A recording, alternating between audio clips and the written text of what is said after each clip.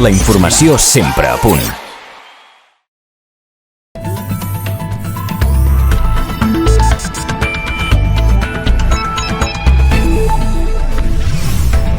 El Parlament aprova la llei del català en escola amb els vots d'Esquerra Republicana, Junts, PSC, En Comú Podem, Vox, Ciutadans i PP portaran la llei al Tribunal Constitucional.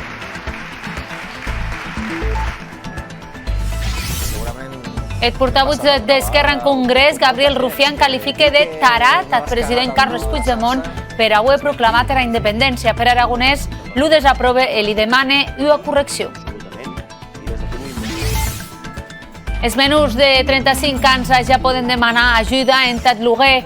La quantitat pot arribar als 250 euros al mes pendent 2 anys en pagat lloguer de pis o d'habitació.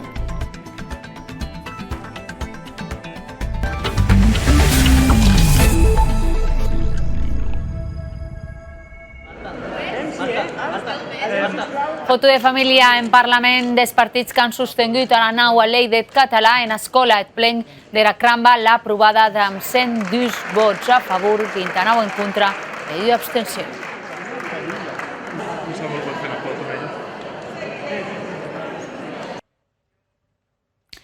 Bona tarda. El Parlament ha aprovat aquest matí la proposició de llei sobre el català en escola amb els vots a favor de PSC, Esquerra, Junts i En Comú Podem.